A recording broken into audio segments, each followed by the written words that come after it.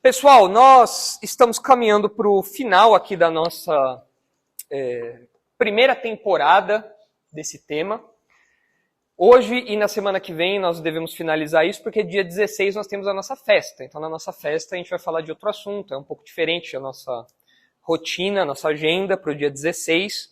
Mas hoje e na semana que vem a gente deve terminar esse episódio que temos tratado aqui, que foi um episódio um pouquinho maior, mas que se faz necessário, já que é um assunto tão recorrente aí nos nossos círculos todos. E a gente tem falado sobre psicoterapia, psicologia e tudo mais, né? Vocês devem se lembrar que nós estamos tratando de 3 questões que são respondidas de modo diferente pela fé cristã e pela psicologia, questões que mostram esse choque.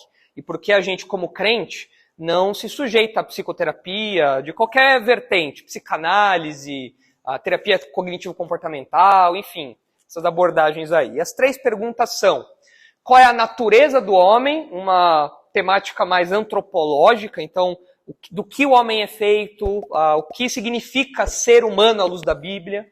Qual é o problema do homem? A gente falou de hamartiologia, ou seja, a profundidade e a extensão do pecado no ser humano. E a gente tem falado da solução para o homem, já que fé cristã e psicologia apresentam respostas diferentes, em todas essas questões aqui, não seria diferente agora nesse terceiro ponto, onde a solução para o homem apresentada pela psicologia, ou pelas psicologias, é diferente da solução apresentada pela Bíblia. Vocês devem lembrar que na semana passada, a primeira afirmação que a gente fez quanto à solução proposta pela psicologia e pela Bíblia é o que está aqui na tela. Então, em laranja, o que a psicologia propõe, e em azul, o que a fé cristã propõe. Isso tudo para acentuar o contraste, certo? Então, para a psicologia secular, o homem precisa de reforma por meio de tratamento. Tratamento esse que pode ser por remédio ou por terapia, como a gente tem falado. Para a fé cristã, o homem precisa de regeneração por meio de arrependimento, seguidos de santificação pessoal. Então, a proposta de tratar o problema do homem muda. A psicologia quer reformar o homem, quer dar um tapinha no homem, pintar a casa, trocar o piso, mas na verdade nosso problema é estrutural. Nosso problema é dentro da gente, é dentro de você, é dentro da sua mente, é dentro da sua vontade. Todo o seu ser está comprometido espiritualmente. Então não basta uma reforma, não basta um tapinha nas suas emoções, não basta um tapinha nos seus pensamentos, precisa derrubar tudo e construir de novo. Isso é a regeneração, é você nascer de novo. É você crer em Jesus como Salvador e ganhar um novo coração, ganhar uma nova mente, com uma nova vontade, com um novo modo de pensar. Tudo isso daí é o que a Bíblia chama de solução para o homem, diferente do que a psicologia secular trata.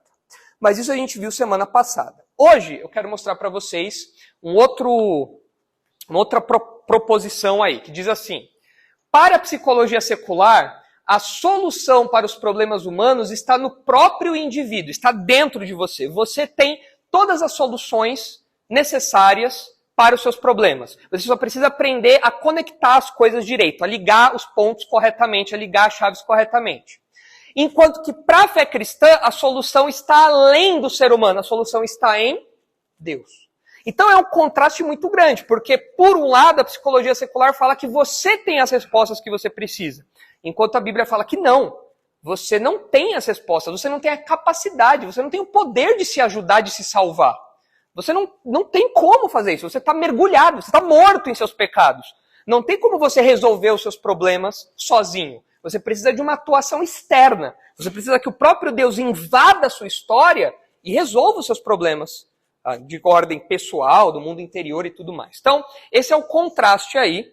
E eu queria acentuar esse contraste a partir de uma abordagem terapêutica, psicoterapêutica, que é a terapia centrada na pessoa, ou a abordagem centrada na pessoa. Ela foi proposta por esse senhorzinho aí, o Carl Rogers, e ele, dentre vários princípios, várias ideias ali, a proposta, como o próprio nome diz, é que a solução para os problemas psicológicos, a solução para os problemas do indivíduo está no próprio indivíduo. Note que a coisa é escancarada.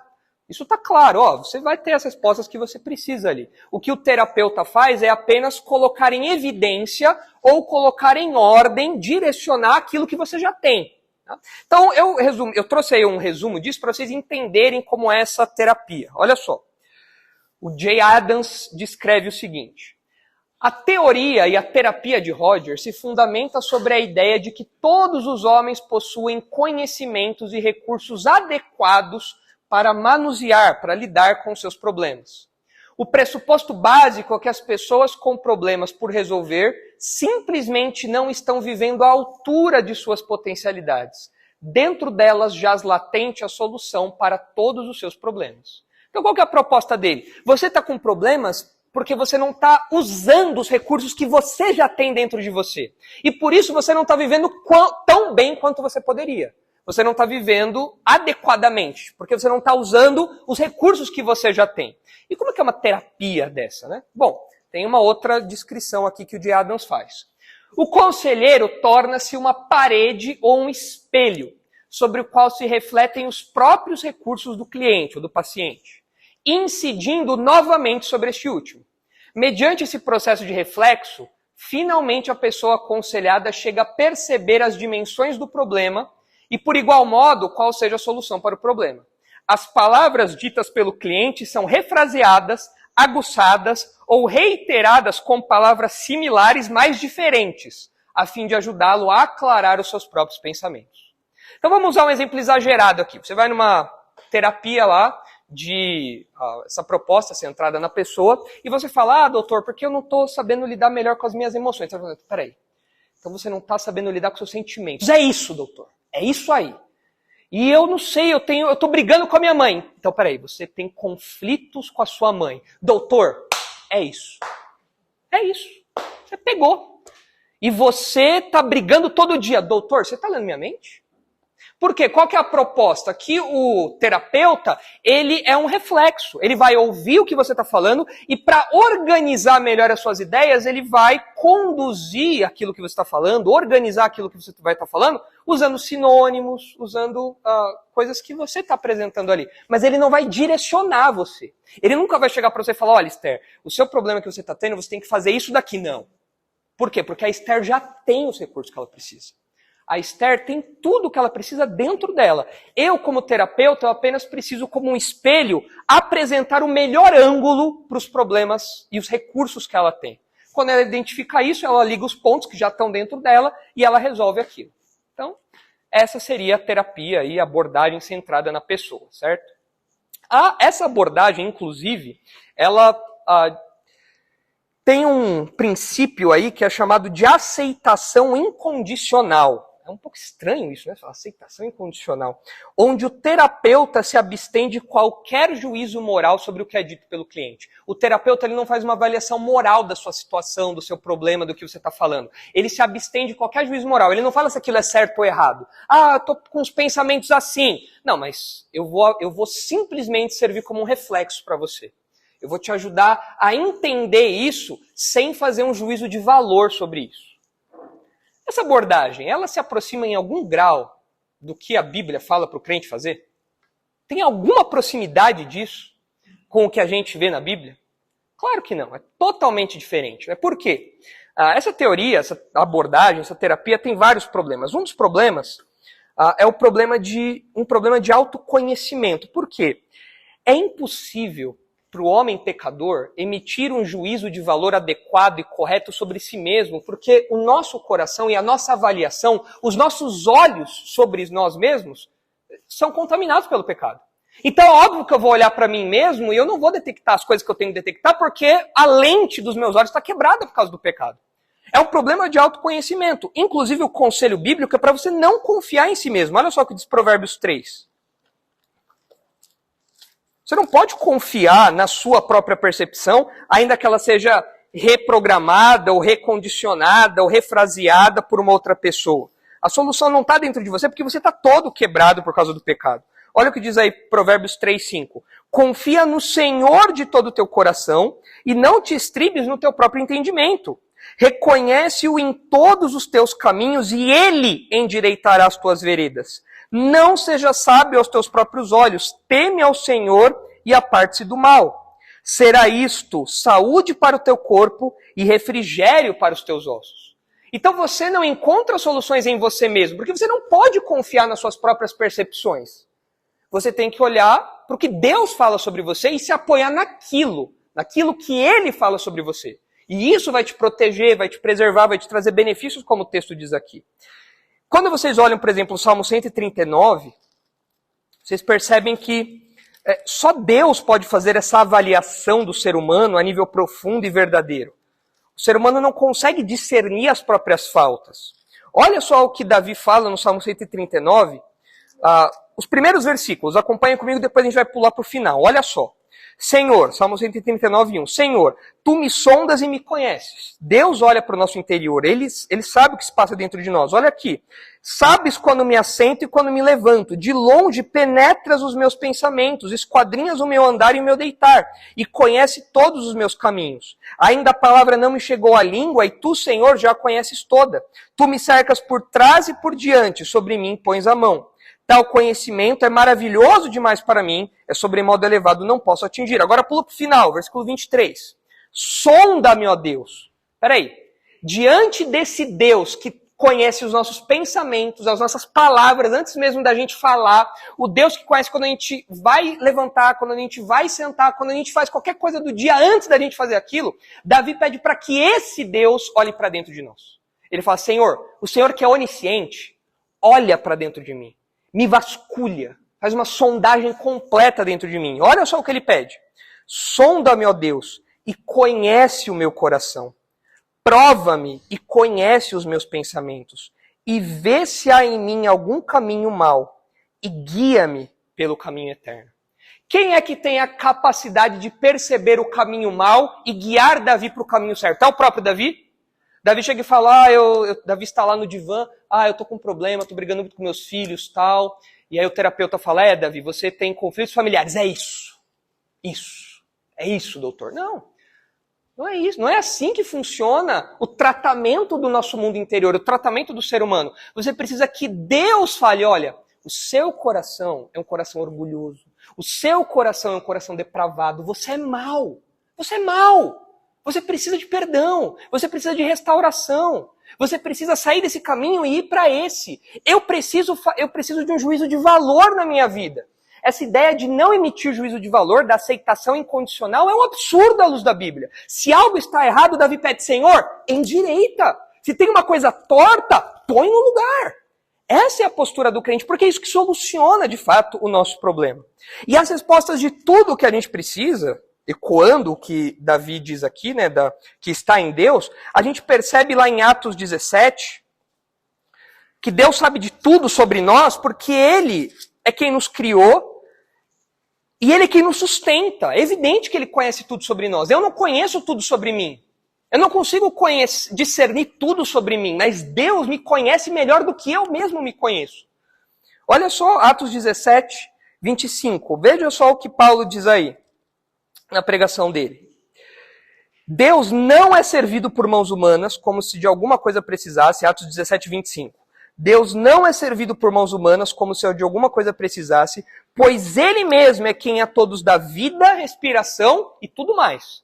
Tudo que você tem depende de Deus, vem de Deus. E olha o versículo 28 agora. Pois nele, em Deus, vivemos, nos movemos e existimos. Ou seja, tudo que diz respeito a você depende de Deus. É Ele que dá as definições da sua sexualidade, é Ele que dá a definição daquilo que é certo e errado para a sua vida, é Ele que dá a definição de qual caminho você deve andar, é Ele que tem poder para conhecer o seu coração, tudo vem dele. Nós dependemos integralmente, totalmente dele, nenhuma área da nossa vida está fora da sustentação de Deus. Então é por isso que nós dependemos de uma ajuda externa, não de nós mesmos. A solução para os nossos problemas não está em nós. A solução para os nossos problemas está em Deus. Porque eu não consigo diagnosticar meu próprio problema. Eu não consigo avaliar a minha própria situação. A Bíblia fala que ao homem existem caminhos que parecem corretos, mas no final eles terminam em morte. Eu não consigo. Sozinho, não dá. Eu preciso que alguém fora dessa situação pecaminosa invada a cúpula do pecado, quebre a cúpula do pecado e me guie para o caminho certo, como Davi pediu para que Deus fizesse. Porque tudo que nós temos depende de Deus, vem de Deus. Existe uma relação muito próxima entre o conhecimento que você tem de Deus e o conhecimento que você tem de si mesmo. Essa é uma relação muito próxima. Se você tira o elemento divino dessa relação de conhecimento, você não vai conseguir conhecer a si mesmo. Você não vai conseguir olhar para si mesmo da maneira correta. Quem escreve muito sobre isso, escreve muito bem sobre isso, foi Calvino. Tem aqui uma frase dele das Institutas que diz assim, olha só. O homem jamais chega a um conhecimento puro de si mesmo sem que antes contemple a face de Deus e dessa visão desça para a inspeção de si mesmo. Vou repetir.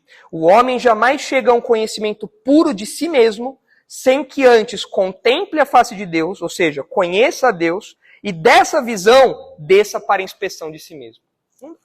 Qual que é o problema dessas teorias de psicoterapia como a ACP? É que tudo é focado no homem, depende do homem, mas nós não temos as respostas. Eu não me conheço por completo. Eu não preciso de um espelho humano quebrado para tentar me ajudar, porque ele também está comprometido. Eu preciso de alguém acima de nós para falar, olha, o seu problema é esse. A questão aqui é essa. Abandone esse pecado, se arrependa, faça isso, faça aquilo. E só Deus pode fazer isso. Então, quando a gente olha para essa relação de proximidade com Deus, para que a gente possa conhecer a si mesmo, a gente percebe que só a fé cristã consegue solucionar de fato os problemas do ser humano. Porque quanto mais eu me aproximo de Deus, mais eu vou conhecer a mim mesmo. E mais eu vou ter orientação de como eu tenho que viver. Então essa abordagem aí é bem furada. Não sei se você já tinha ouvido falar dela, mas infelizmente ela coloca realmente tudo todas as soluções centradas aí no ser humano, que para nós é um grande problema. Kevin.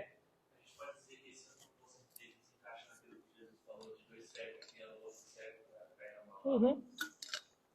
É uma boa ilustração essa. É um cego repetindo o que o outro cego está falando com palavras diferentes e os dois caminhando para a vala achando que estão se ajudando, mas na verdade não estão levando a lugar nenhum. É uma boa ilustração essa. São dois cegos. É claro que existem problemas que a gente às vezes não consegue perceber porque a gente está no meio do negócio, mas a questão é o ponto de referência para dizer para nós o que é o problema e qual é a solução do problema. Eu preciso que Deus me diga isso. Senão, se eu depender das respostas que eu mesmo dou, vai ser sempre uma resposta cega. Outra pessoa pode até me ajudar de algum modo, mas ela não tem o poder e as respostas que eu preciso para me ajudar fora de Deus. Não dá, não tem como. Tudo que a gente precisa vem de Deus, a gente depende de Deus para tudo. Longe disso é um cego guiando outro cego. Não dá. Entenderam isso? Certo? Nilson entendeu? Sara? Entendeu? Esther? Entendeu? Paulão? Então, para a psicologia secular, a solução dos problemas humanos está no próprio indivíduo. Isso não só na ACP. Outras vertentes da psicologia também defendem isso, que as respostas estão dentro dos próprios indivíduos. Terceira consideração aí. Para a psicologia secular, saúde emocional implica aceitar seus próprios desejos e viver uma paz de rendição. O que é uma paz de rendição? É quando você se rende. Quando você se rende, existe uma paz, mas é uma paz não de vitória, não é uma paz de um conflito, é uma paz de rendição. Então você abre caminho. Olha, eu quero viver em paz, eu não quero viver conflitos mais comigo, então eu vou abrir espaço para o meu inimigo passar e me dominar. A psicologia, em muitas das suas vertentes, se não todas, ela propõe uma paz de rendição, onde você tem que aceitar os seus próprios desejos. Existem várias vertentes que defendem isso. Há vertentes até que você olha e fala, meu Deus, mas estão propondo aceitar esse tipo de coisa? Sim, estão propondo normalizar esse tipo de coisa. A gente viu aqui os supostos transtornos e tudo mais, que as pessoas tratam como se fosse coisa pequena, que tem que aprender a lidar com isso como se fosse uma coisa normal. Para a fé cristã, porém, saúde espiritual não tem o contraste. Saúde emocional com saúde espiritual. Emoção é uma parte da nossa vida. Mas nós, como crentes, entendemos que há um aspecto muito maior da nossa vida interior, que é o nosso ser espiritual como um todo. Nós somos seres espirituais, que temos emoções, mas não somos emoções. Então, para a fé cristã, saúde espiritual significa viver em constante conflito com as próprias inclinações pecaminosas, mas satisfeito em Deus. Essa é uma diferença gritante entre a psicologia e a fé cristã. Porque para a psicologia, sucesso no tratamento é você não ter conflitos mais dentro de você. Sendo que para a fé cristã, a verdadeira prosperidade espiritual é você viver constantemente lutando contra si próprio. É gritante a diferença. Você vai viver a sua vida toda lutando contra o seu pecado, até que Jesus volte e nós estejamos livres dessa realidade aqui. Mas por enquanto, você vai lutar contra o seu pecado até você morrer. Dentro da sua mente, o que você faz com suas mãos, o que você vê, o que você ouve, você vai lutar com o seu pecado e isso é a expressão de uma saúde espiritual verdadeira. Não é a ausência de conflitos. Nós como crentes não experimentamos a ausência de conflitos nessa vida aqui. Nós vamos viver o tempo todo batalhando contra o nosso pecado. E isso é expressão de saúde espiritual. Então, é muito comum hoje as pessoas buscarem paz. Já viram isso? O que você está buscando? Paz. Paz interior. Paz de espírito, né? Olha só como isso é popularizado na internet aí. Olha algumas frases de efeito do Instagram. Olha lá. Quem faz o bem conquista a paz interior. Uau! Essa aqui é boa. A busca pela paz interior é o que me guia, porque a vida só faz sentido se houver tranquilidade no coração. Top. Aí você vê aquela pessoa transtornada postando um negócio desse. Você fala, aquela pessoa que é o cão postando um negócio desse. O caminho para a paz interior plena começa com 4 palavras. Não é problema meu. Poético. Fala, Nicolas. O meu histórico do Google tá uma bagunça. O pessoal daqui a pouco vai aparecer. Você precisa de ajuda? Precisa de ajuda emocional? Suporte emocional? Outra aqui, essa aqui é uma coisa mais religião oriental e tal, né? A paz não vem de fora, procure aí dentro. Não sei o que é isso, estômago cheio talvez. Mas o auge agora. Ninguém pode proporcionar paz além de você mesmo. O que as pessoas buscam hoje em dia é isso, elas querem paz. Agora sim, querer paz é algo ruim? Buscar paz é algo ruim?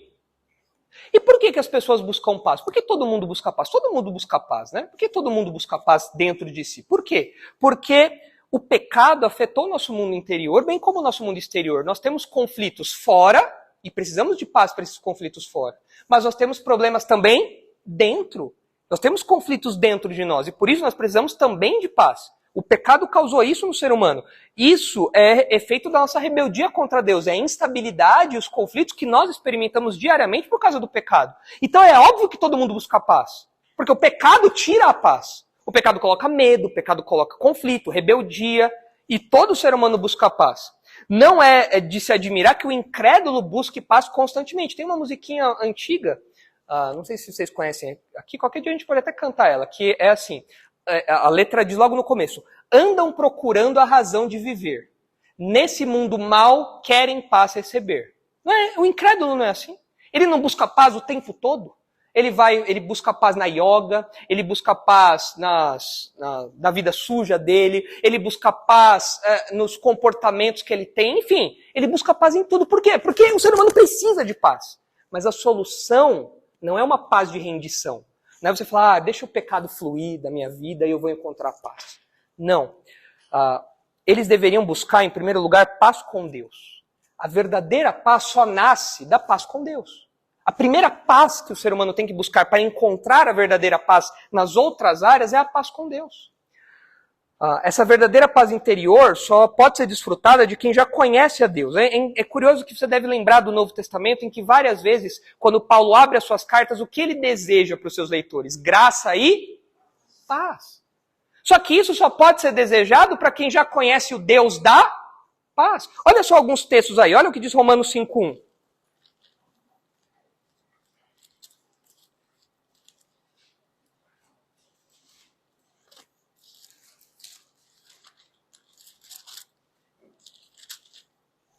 Olha só.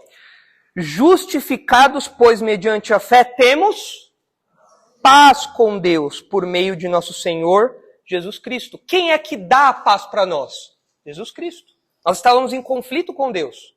E para onde você foge, tem como você se esconder de Deus? Então você tem um inimigo que te acompanha em todo lugar. E ele está o tempo todo irado com você. É evidente que você não vai ter paz interior com um inimigo desse o tempo todo atrás de você. É óbvio. É o inimigo que está o tempo todo te pressionando com a sua ira. Não é à toa que Paulo fala em Romanos 1 que a ira de Deus se manifesta no céu. E tem algum lugar que você consegue andar e fugir do céu? Não. Então, tudo que o ser humano precisa começa com a paz com Deus. Começa com essa restauração. Olha só o que diz Atos 10.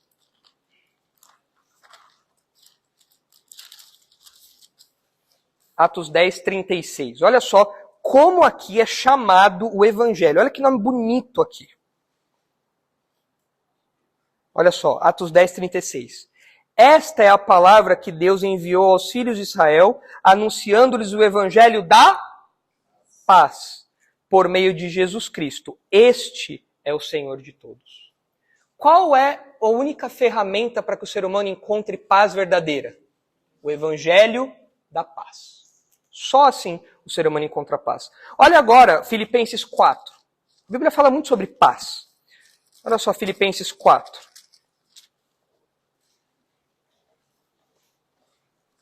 Filipenses 4, 6.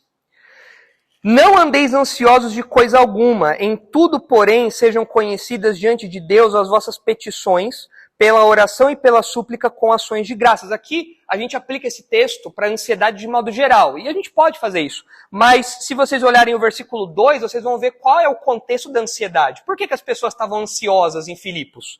Porque tinha duas senhoras que estavam brigando. Rogo a Evódia e a Sintique que pensem concordemente no Senhor. Existem relacionamentos dentro da igreja que são problemáticos e atrapalham a nossa paz? E nos deixam ansiosos? Sim. Às vezes você chega na igreja e na hora da oração alguém fala uma coisa e tem outra pessoa que está brava e você fala, meu Deus, outra pessoa está aqui agora, ela ouviu, nossa, agora o bicho vai pegar. E você já tem aquela fuzilada. E aquilo você fica atormentado, isso nos deixa ansiosos. O que vai acontecer? Será que uma vai puxar o cabelo da outra? Será que o que vai rolar? Isso nos deixa ansiosos. Então o contexto imediato é esse. É uma ansiedade, uma preocupação que nos consome porque a paz dentro daqui está abalada dos nossos relacionamentos. E, consequentemente, a paz interior também está abalada. Mas Paulo fala, não andem ansiosos de coisa alguma, disso e de tudo mais. Em tudo, porém, sejam conhecidas diante de Deus as vossas petições pela oração e pela súplica, com ações de graças. E a paz de Deus, que excede todo o entendimento, guardará o vosso coração e a vossa mente em Cristo Jesus. Toda técnica de psicologia, ela se limita àquilo que supostamente a ciência confirma, aquilo que supostamente as técnicas mostram. Essa paz oferecida pela ciência, pela psicologia, pela psiquiatria, pela psicoterapia, enfim, supostamente científica e tudo mais, essa paz, quão inferior ela é da paz que Deus oferece? Quão maior é a paz que Deus oferece? Olha para o texto aí. Quão maior é essa paz? É uma paz que excede todo entendimento.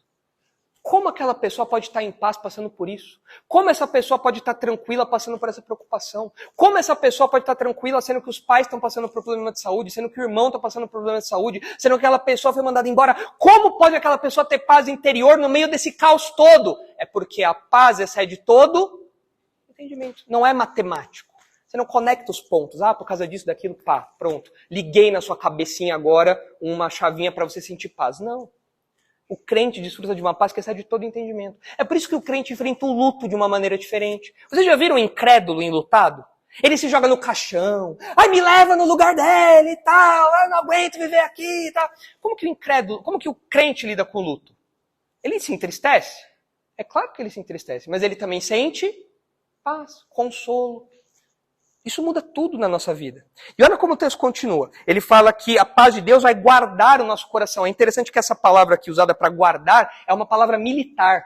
É como se a paz de Deus fosse um guarda. É até curioso, porque a paz ser um guarda, você fala, nossa, mas militar, geralmente paz, você pensa em pombinhas, né, em Imagine, aquela coisa toda. Não.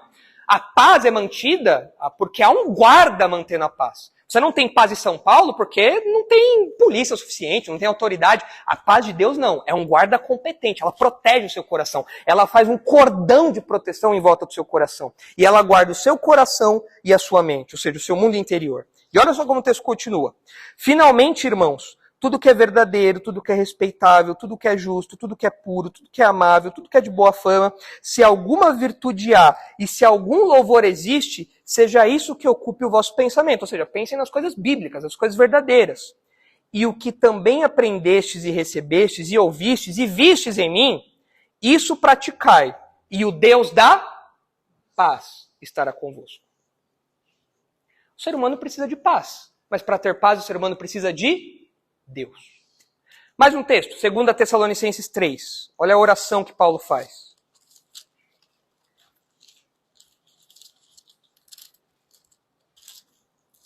2 Tessalonicenses 3,16. Ora, o Senhor da paz, Ele mesmo, vos dê continuamente a paz em todas as circunstâncias. O Senhor seja com todos vós. Para quem nós pedimos paz? Para o Senhor da paz. Ele tem estoque limitado de paz? Ah, você pediu paz, mas aí eu não posso te ajudar, né? Olha a situação que você está. Não tem como te dar paz nessa situação aí. Deus pode? Deus age dessa maneira? Não. Você precisa de paz? Está aqui. Tua paz em excesso. Tua uma paz transbordante. Uma paz que excede a sua capacidade de entender por que você está tendo essa paz. Mas está aqui a paz que eu dou por meio do Espírito Santo. Essa paz que vai dentro de você e muda o seu interior. A verdadeira paz. Isso por um lado. Agora, quando a gente olha para a nossa vida cristã, para a nossa santificação, entra naquele ponto que eu mencionei ao final aqui. Um contraste com a paz de rendição. Quando a gente olha para essa paz interior que Deus nos dá, isso não anula o fato de nós vivermos constantemente em conflito dentro de nós. São coisas que parecem paradoxais. Como você pode ter paz interior e viver em conflito? Mas é porque nós ainda convivemos com a natureza pecaminosa. Eu tenho que lutar contra as minhas inclinações. E eu só consigo lutar contra os meus desejos pecaminosos porque Deus me capacita a isso. E viver esse conflito diariamente é a evidência de que minha saúde espiritual está boa. Porque o incrédulo, ele coloca freios nos seus impulsos maus. Agora o crente põe. E isso é uma evidência de saúde espiritual, de saúde mental, de saúde emocional. Olha só alguns textos que mostram isso daí. O evangelho não é chamado para conforto, bem-estar, não. Olha só como Jesus expressou o discipulado em Lucas 9. Olha só. Lucas 9, 23.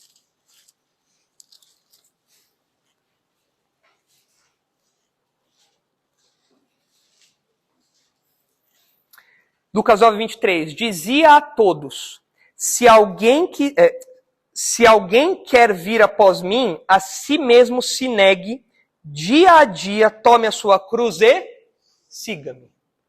É o custo do discipulado, é o preço de você ser um discípulo de Jesus. Todo dia, você tem que negar a si mesmo. Eu quero fazer aquilo é pecado? Não, você não vai fazer. Mas é uma briga, não vai fazer. Isso é bom. Isso é saudável, isso é saúde, isso é vida. Negar a si mesmo. Isso é ser um discípulo de Jesus. Eu quero cometer aquele pecado. Não! Negue a si mesmo. Negue os seus desejos pecaminosos, suas inclinações. Isso é verdadeira saúde. Enquanto que para a psicologia, muitas vezes a solução proposta é você não negar a si mesmo, mas é você satisfazer a si mesmo. Você tem esse desejo retraído, você tem isso daí que você foi privado na infância, na adolescência, não. Agora você vai lá e se satisfaça nisso. A Bíblia fala, não. O caminho não é dar aquilo que você deseja. Se esse desejo é pecaminoso, o caminho é você negar a si mesmo. E é curioso que Jesus fala isso, mas em Mateus 11, 29, olha o que Jesus fala. Porque alguém poderia falar assim, nossa pastor, mas é impossível viver uma vida dessa então. Viver uma vida negando a si mesmo é um fardo terrível, é uma dor terrível, é um sofrimento agonizante. Eu não quero essa vida para mim. Alguém poderia dizer, mas olha o que Jesus diz. Mateus 11, 29. Mateus 11, 28 e 29, olha só. Do 28 ao 30. pequenininho. Vinde a mim todos os que estáis cansados e sobrecarregados, e eu vos aliviarei. Tomai sobre vós o meu jugo e aprendei de mim, porque sou manso e humilde de coração, e achareis descanso para a vossa alma, porque o meu jugo é suave e o meu fardo é leve. Esse conflito que, por um lado, nos mata, também nos vivifica. Esse conflito que nos consome, nos dá vida. Esse conflito que tira, entre aspas, a nossa paz, é o que, na verdade, expressa a verdadeira paz. Porque mostra que nós somos vivificados, nascemos de novo. Muito diferente do que a psicologia diz. Olha só como Paulo descreve isso em Romanos 7. Olha só. Você lê isso daqui, se um psicólogo lesse isso daqui, ele talvez diria que Paulo tem transtorno bipolar, alguma coisa do tipo. Porque olha só como Paulo descreve a luta de todo crente. Olha só, Romanos 7, 15. Isso acontece dentro de você. Se isso não acontece dentro de você, então talvez você não seja crente. Você tem que estar esperto. Porque dentro do crente, isso aqui é todo dia. Em maior ou menor grau, mas todo dia. Olha só, Romanos 7, 15. Porque nem mesmo compreendo o meu próprio modo de agir, pois não faço o que prefiro, e sim o que detesto. Ora, se faço o que não quero, consinto com a lei que é boa. Nesse caso, quem faz isso já não sou eu, mas o pecado que habita em mim. Porque eu sei que em mim, isto é, na minha carne, não habita bem nenhum. Pois o querer o bem está em mim, não porém o efetuá-lo. Porque não faço o bem que prefiro, mas o mal que não quero, esse faço. Mas se eu faço o que não quero, já não sou eu quem faz, e sim o pecado que habita em mim. Paulo vai longe aqui, né? Tem que acompanhar aí. Ele está falando que ele tem uma briga dentro dele. Eu quero fazer o bem, mas eu faço o mal. Eu não quero fazer o mal, mas eu acabo fazendo. Meu Deus, é uma luta constante dentro de mim. Por quê? Porque dentro de mim não tem bem nenhum. Por isso é uma briga. O Espírito Santo habita em mim. Ele me ajuda a lutar essa batalha. Caso contrário, eu não ia lutar. Eu ia só me entregar ao pecado. Olha agora o 21. Então, ao querer fazer o bem, encontro a lei de que o mal reside em mim. Porque no tocante ao homem interior, tenho prazer na lei de Deus. Mas vejo nos meus membros outra lei, que guerreando contra a lei da minha mente, me faz prisioneiro da lei do pecado que está nos meus membros. Desventurado homem que sou, quem me livrará do corpo desta morte? Graças a Deus por Jesus Cristo, nosso Senhor, de maneira que eu de mim mesmo, com a mente, sou escravo da lei de Deus, mas segundo a carne, da lei do pecado. O que ele está falando? Todo dia, eu sei que eu tenho que fazer o bem, e eu quero fazer o bem. E eu sinto prazer em fazer o bem, mas tem uma luta interior todo dia dentro de mim, me inclinando para fazer o que é mal. E não fosse o Espírito Santo, a gente perderia essa luta constantemente. Mas isso daqui que Paulo está descrevendo é uma evidência de fraqueza espiritual ou de saúde espiritual? Saúde. Se você luta contra o seu pecado, isso é bom. Isso é saúde espiritual. Se você se entrega para o seu pecado, isso é uma evidência de que você pode estar morto espiritualmente ou fraco espiritualmente. Essa luta é a verdadeira saúde. Olha um outro texto aí, 1 Pedro 2.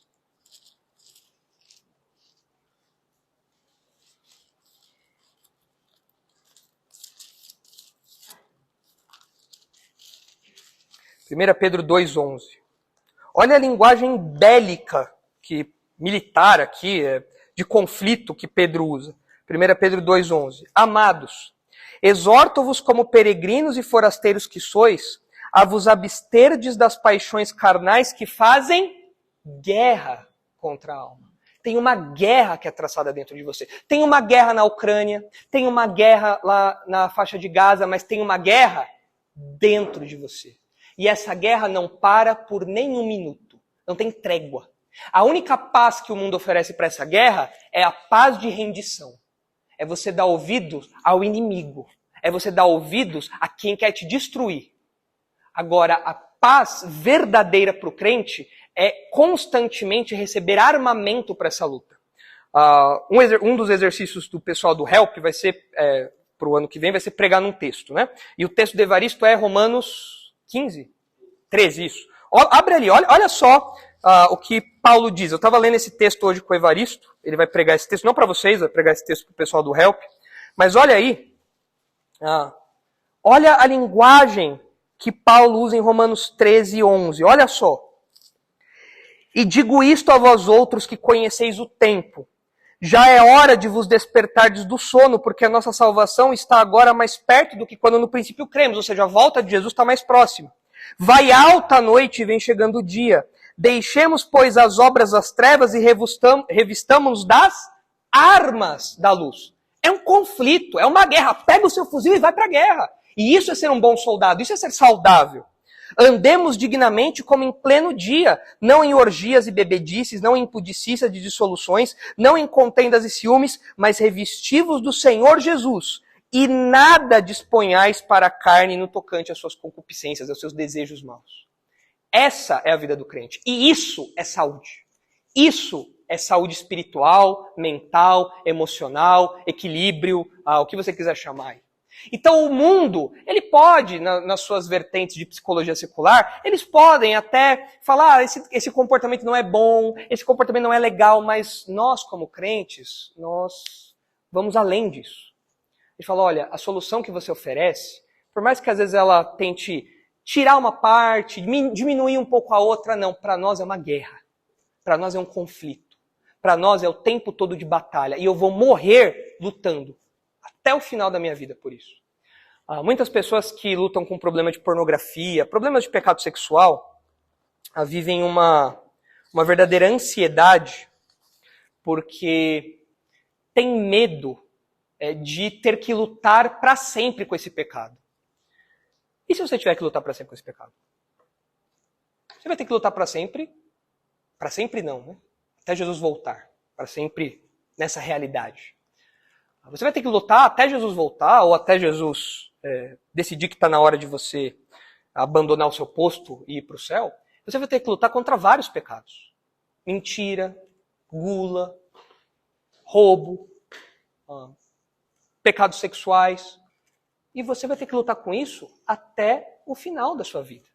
Até o final. Então você não tem que se preocupar em quanto tempo essa batalha vai durar, porque essa batalha vai durar toda a sua vida.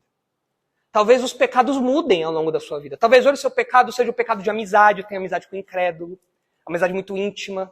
Eu gosto das coisas dos incrédulos. O meu gosto musical, de filme e tudo mais é guiado por isso. Talvez hoje o seu pecado seja mentira, fofoca. Talvez hoje o seu pecado seja pornografia. Talvez hoje o seu pecado seja um monte. E você tem que lutar com isso diariamente. Quanto tempo essa luta vai durar? Hoje pode ter essa forma, mas amanhã pode ter outra. E você vai continuar lutando em todos esses frontes até o dia que Jesus falar que deu. Que está na hora de você sair do campo de batalha. Então nós, como crentes, nós entendemos isso como evidência de saúde, como evidência de uma paz verdadeira que nos leva a combater. Porque nós estamos do lado, capacitados aí pelo nosso general, por aquele que nos dá tudo o que precisamos. Então você tem que lutar contra os seus pecados diariamente, constantemente. E ao fazer isso, você vai estar evidenciando que há saúde dentro de você. Davi Leão.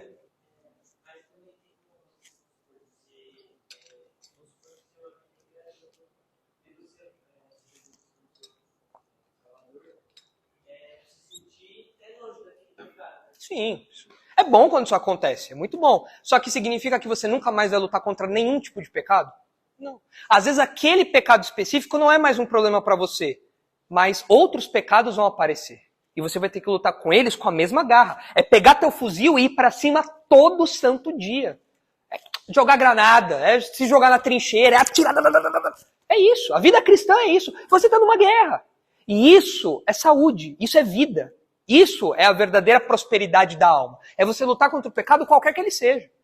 Deus queira que as lutas contra os pecados de vocês tenham vitórias todos os dias. Essa é a vida cristã verdadeiramente triunfante. Você vencer essas batalhas. Mas hoje essa batalha pode ser no fronte da pornografia. Amanhã pode ser no fronte da mentira. Amanhã pode ser no fronte, sei lá, enfim. Você pode imaginar em qualquer tipo de pecado.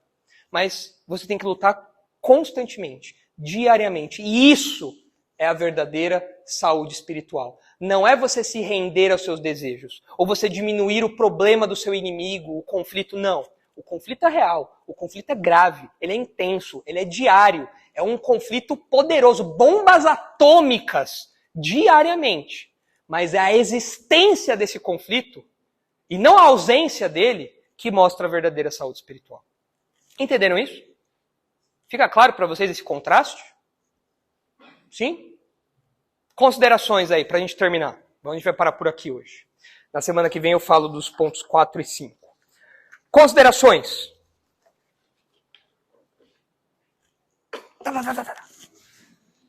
É engraçado que quando eu dou essas teatralizadas na sala de aula, né, as crianças do sexto ano ficam doidas. Outro dia eu estava ensinando que Deus é transcendente. Como você vai ensinar isso para uma criança de sexto ano, né? Deus é transcendente. Eu falei, Deus você não consegue pegar, porque ele está muito acima, né? Então eu fiz assim, ó. Aí agora, toda vez que eu falo transcendente, elas falam, professor, pula aí para pegar Deus. Eu lá e pega, essa piada fica sem graça, não? Adeus, já. Então, agora, toda vez que vocês lembrarem de algum conflito, vocês vão lembrar do pastor. Metralhar o pecado. Se fizer assim, vai me prender, né? Não pode fazer arminha, Bolsonaro, não pode. Então, joga granada, joga bomba, aperta o botão vermelho. Essa é a verdadeira saúde. Xará.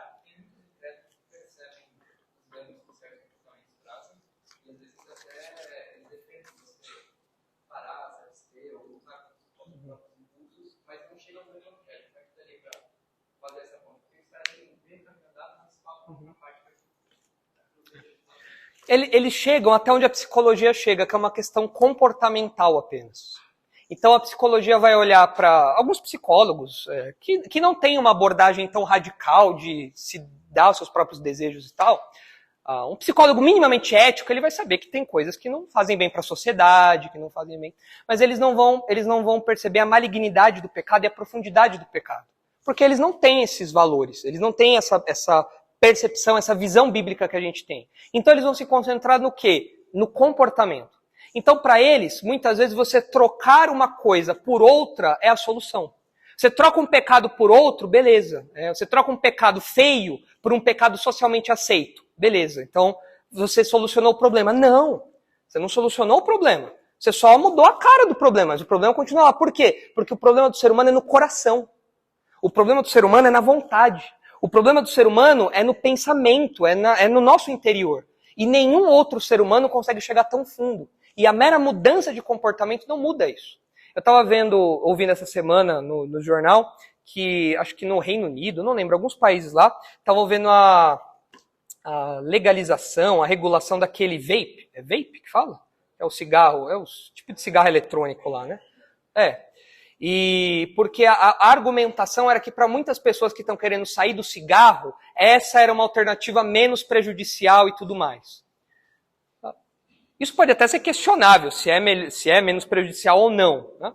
Mas a questão é, nós nos baseamos no que é menos prejudicial ou nós nos baseamos naquilo que é certo e errado?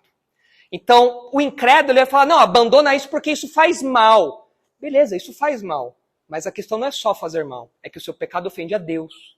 O seu pecado ofende o seu Criador. O seu pecado ofende você no nível que você não está percebendo. Ele desvirtua a sua humanidade. Você tem que se arrepender de dentro. Caso contrário, você está podando as folhas de uma árvore com a raiz podre. Não é uma mudança profunda. Então nós que somos crentes não nos contentamos com uma mera mudança comportamental, como a psicologia foca. Porque eles só podem focar nisso. Eles não lidam com o mundo espiritual como a gente lida. Para eles nem existe mundo espiritual, propriamente dito. Então eles lidam só com o exterior. E lidar só com o exterior não é suficiente. Então a gente olha para alguns incrédulos e fala, nossa, ele mudou muito, só faltava ele ser crente. Mas é justamente aí que está o ponto. Porque o que ele pode ter feito é só reformar por fora. Por dentro ele continua podre. E essa raiz podre vai dar frutos podres, vai continuar dando frutos podres. Por mais que ele tente esconder, mudar, passar um verniz, não adianta. Então, como a gente responde, né, a um incrédulo que fala, não, mas eu discordo desse pecado, eu também acho que isso não é certo, tá? Você fala assim, olha, legal isso. Isso é fruto da consciência que Deus colocou dentro de todo ser humano. Noções de certo e errado que todo ser humano tem por ter sido criado por Deus. É legal você ter isso. Mas você mudar apenas o comportamento, mudar apenas por fora não é suficiente. Você tem que entender a profundidade do pecado. Você tem que entender por que isso é pecado. Você tem que entender o que é pecado. Você tem que entender que todo pecado é um pecado contra Deus. Você tem que entender que o pecado te desvirtua. E aí você apresenta os efeitos do pecado, a profundidade do pecado, a abrangência do pecado e também apresenta a solução para o pecado. Qual é a solução para o pecado? Jesus Cristo, o Evangelho. Então eu iria nessa direção. Eu acho que a diferença é na profundidade de tratar o problema. Um é só externo, o outro realmente vai na raiz do problema. Coisa que os incrédulos não conseguem ir, porque eles não entendem essa raiz. Eles não veem o coração do homem como a gente vê. Faz sentido para vocês? A gente pode fazer coisas boas e socialmente aceitáveis pecando. Exato. Eu posso fazer uma boa obra, sei lá, o Luigi tá morrendo de fome, tá lá, ai, me dá alguma comida tal, e eu chego e falo assim, ó, Luigi, tá aqui uma cesta básica, vamos lá, tira a foto aí, olha só como, bom, ó, legal, isso aí, ó, vote em mim para prefeito tal. Eu fiz uma coisa boa com uma intenção ruim. Não é Isaías que fala que as nossas boas obras, as nossas obras são trapos de imundícia para Deus, ou seja, não tem valor? Ah, eu larguei o cigarro e agora não fumo nada, e agora posso falar para todo mundo que eu sou o bonzão. Aí, ó. Só o seu coração orgulhoso que te levou a fazer isso. Você venceu o cigarro com orgulho. Grande coisa, hein? Parabéns. Você trocou um pecado feio por um pecado feio escondido. É isso que você fez. Você trocou um pecado fedido por um pecado feio só. Mas não resolveu o problema. Então é por isso que a gente vai mais fundo. Riad e depois Potter. É engraçado que essa resolução que eles acham que eles encontraram ainda assim é limitada. Eles podem falar que eles venceram, de certa forma, isso, mas em algum momento, seja em algum tempo, 10 anos, 5 anos, seja o que for, ele volta. Volta. Ele volta com um transporte diferente de um cristão. E quando consegue acabar naquele pecado, de fato, Deus pode conceder isso, de fato acaba. Exatamente. E tem a luta. O incrédulo não tem essa luta. Ele tem um conflito social, talvez, uma coisa assim, que é muito diferente do que a gente tem. É muito menos profundo do que a gente tem. E o que o Riad falou, essa coisa volta. O incrédulo volta. Tô cheio de histórias aí, coisas que você vê na TV. Essa pessoa venceu tal coisa. E quando você vê, 10 anos depois, a pessoa tá pior do que estava antes. Não resolve. Pote. Uma coisa que chama atenção, eu acho que esse conflito que fala nos romanos, os incrédulos eles também sentem um grau bem reduzido do cristão. Mas eu vejo muito incrédulo falando, tipo, eu tenho tal coisa para melhorar, eu tenho dificuldade nessa área, estou estressado, gosto muito do trabalho. E é bizarro assim ver que no primeiro das concentrações da psicologia traz como solução, ela volta muito para a pessoa e coloca a responsabilidade dela. E para a gente que é cristão já é muito difícil enfrentar a peregrinação, enfrentando os nossos pecados já com a ajuda do Espírito Santo. Imagina para esse incrédulo que luta sozinho. Ele luta e ele se auto-sabota. Porque ele não tem como, né? O cara entra no psicólogo louco e sai mais louco. Ele tem que resolver. Exatamente. O cara tá dando soco em si mesmo e o cara fala, é isso aí, agora resolve isso. O cara fala, mas peraí, eu sou o meu problema. Como que eu vou me resolver se eu sou o meu problema? Né? Então não tem como. É verdade. A gente que tem o Espírito Santo, a gente consegue ter essa luta e ter vitória nessa luta. O incrédulo, ele depende dos esforços dele que são nulos, inexistentes. É por isso que a gente precisa da graça de Deus. Hugo. Só vale frisar que a questão desse conflito interno do cristão, né? Ele aumenta como também um nível de santidade. Sim, é proporcional. Eu ainda estou muito tocado no livro ali do diário de David Brainerd. E é impressionante você ver como aquele homem, a partir do momento em que ele mais se aproxima de Deus, mais ele se sente pecador diante da presença de Deus.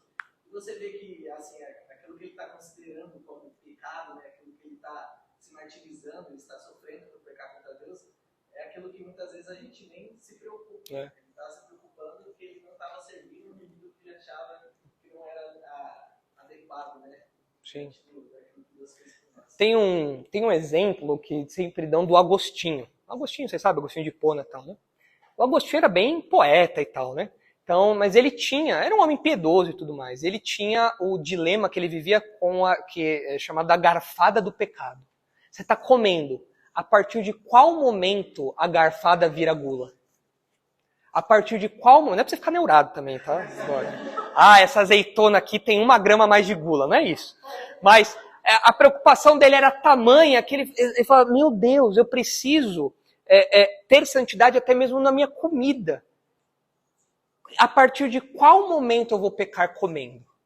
Isso é uma percepção da santidade de Deus e da nossa limitação, da nossa pecaminosidade. Então, de fato, é uma proporção, né? Quanto mais você conhece de Deus e mais você reconhece essa luta e mais intensa essa luta for, mais santo você vai ser. mais próximo do ideal bíblico você vai ser. Então, essa proporção é muito importante, muito interessante e diretamente ligada a isso. Diretamente ligada a isso. Ao mesmo tempo que é um estava conflito no final da vida dele, que ele teve uma morte bem dolorosa, né? Que ele morreu de tuberculose.